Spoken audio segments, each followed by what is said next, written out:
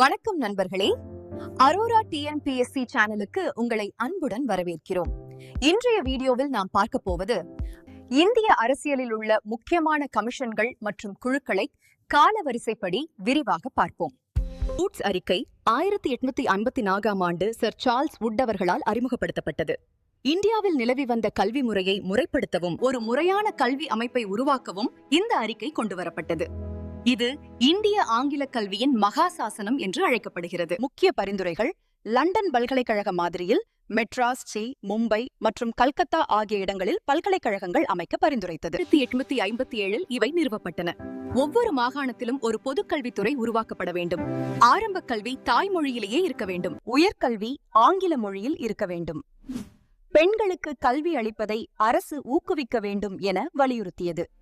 ஆசிரியர்களுக்கான முறையான பயிற்சி பள்ளிகளை உருவாக்க பரிந்துரைத்தது. தனியார் பள்ளிகளுக்கும் அரசு நிதி உதவி அளிக்க வழிவகை செய்தது. இந்த அறிக்கை கல்வியை ஒரு ஏணிப்படிக்கட்டு போல வரிசைப்படுத்தியது. கிராமப்புறங்களில் ஆரம்ப பள்ளிகள், மாவட்ட அளவில் ஆங்கிலோ வெர்னாகுலர், மாகாண அளவில் கல்லூரிகள் மற்றும் பல்கலைக்கழகங்கள். ஆங்கிலேயர்கள் தங்கள் நிர்வாகத்திற்கு தேவையான பணியாளர்களை உருவாக்க பல்கலைக்கழகங்களை இலக்காக கொண்டு வந்த அறிக்கையே வுட்ஸ் அறிக்கை. அடுத்ததாக ஹண்டர் ஆணையம். 1852 அமைக்கப்பட்ட ஹண்டர் கல்வி ஆணையம்.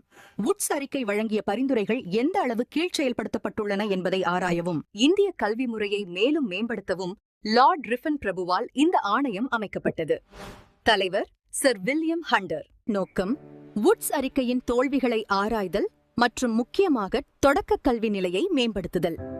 சிறப்பம்சம்: இந்திய கல்வியை ஆராய நியமிக்கப்பட்ட முதல் இந்திய கல்வி ஆணையம் இதுவாகும். முக்கிய பரிந்துரைகள்: அரசு தனது கவனத்தை உயர்கல்வியிலிருந்து மாற்றி தொடக்க கல்வியை விரிவுபடுத்துவதில் செலுத்த வேண்டும். தொடக்க கல்வி தாய்மொழியிலேயே கற்பிக்கப்பட வேண்டும். தொட்டாக் கல்வியின் நிர்வாகத்தை புதிதாக உருவாக்கப்பட்ட மாவட்ட வாரியங்கள் மற்றும் நகராட்சி வாரியங்களிடம் ஒப்படைக்க வேண்டும். இடைநிலை கல்வியை 2 பிரிவுகளாக பிரிக்க பரிந்துரைத்தது. இலக்கிய கல்வி, பல்கலைக்கழக நுழைவுத் தேர்வுக்கு தயார் செய். தொழில்சார் கல்வி, வணிகம் மற்றும் தொழில் சார்ந்த வேலைவாய்ப்புகளுக்கு தயார் செய்ய. பெண் கல்வியை ஊக்குவிக்க போதுமான வசதிகள் மற்றும் நிதி ஒதுக்கீடுபட வேண்டும். இதன் விளைவாக அடுத்த 20 ஆண்டுகளில் கல்வி நிலையங்களின் எண்ணிக்கை பெருமளவு அதிகரித்தது. பஞ்சாப் பல்கலைக்கழகம் மற்றும் அலகாபாத் பல்கலைக்கழகம் ஆகியவை தொடங்க வழிவகுத்தியது. அடுத்ததாக இந்திய பல்கலைக்கழகங்கள் சட்டம். 1904ஆம் ஆண்டு இந்திய பல்கலைக்கழக சட்டம் கர்சன் பிரபு காலத்தில் கொண்டுவரப்பட்டது. 1902இல் அமைக்கப்பட்ட ராலே ஆணையத்தின் பரிந்துரைகளின் அடிப்படையில் இது உருவாக்கப்பட்டது. பின்னணி மற்றும் நோக்கம்: அரசியல் சூழல். அந்த காலகட்டத்தில் பல்கலைக்கழகங்கள் புரட்சிகரமான கருத்துகளின் உற்பத்தி கூடங்களாக மாறுவதாக ஆங்கிலேய அரசு கருதியது. நோக்கம்: பல்கலைக்கழகங்கள் மீது அரசின் கட்டுப்பாட்டை அதிகரிப்பது மற்றும் கல்வி தரத்தை உயர்த்துவது. முக்கிய அம்சங்கள்: பல்கலைக்கழகங்கள் வெறும் தேர்வு நடத்தும் அமைப்பாக மட்டும் இல்லாமல் ஆய்வுப் பணிகளுக்கும் மற்றும் போதனைக்கும் முக்கியத்துவம் அளிக்க வேண்டும். பல்கலைக்கழக செனட் உறுப்பினர்களின் எண்ணிக்கை குறைக்கப்பட்டது. பெரும்பாலான உறுப்பினர்கள் அரசாலேயே நியமிக்கப்பட்டனர். பல்கலைக்கழக செனட் எடுக்கும் முடிவுகளை ரத்து செய்யும் அல்லது திருத்தும் அதிகாரம் அரசுக்கு வழங்கப்பட்டது. தனியார் கல்லூரிகள் பல்கலைக்கழகங்களுடன் இணைக்கப்படுவதற்கான விதிகள் மிகவும் கடினமாக்கப்பட்டன. அடுத்த 5 ஆண்டுகளுக்கு கல்வி தரத்தை உயர்த்த ஆண்டுக்கு 5 லட்சம் ரூபாய் ஒதுக்கீடு செய்யப்பட்டது. இந்த சட்டத்திற்கு ஏன் எதிர்ப்பு கிளம்பியது?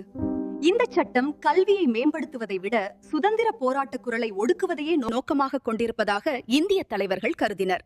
கோபாலகிருஷ்ண கோகலே போன்ற தலைவர்கள் இச்சட்டத்தை கடுமையாக எதிர்த்தனர். இது இந்திய கல்வியை அரசுமயமாக்கும் முயற்சி என்று விமர்சிக்கப்பட்டது. இந்திய உறுப்பினர்களின் பிரதிநிதித்துவம் குறைக்கப்பட்டதை இந்தியர்கள் தங்களுக்கு இழைக்கப்பட்ட அவமானமா கருதினர். இந்த வீடியோ பயனுள்ளதாக இருந்தால் லைக் பண்ணுங்க. நம்ம அரோரா டிஎன்பிஎஸ்சி சேனலை சப்ஸ்கிரைப் பண்ணுங்க. அடுத்த வீடியோவில் சந்திப்போம். நன்றி.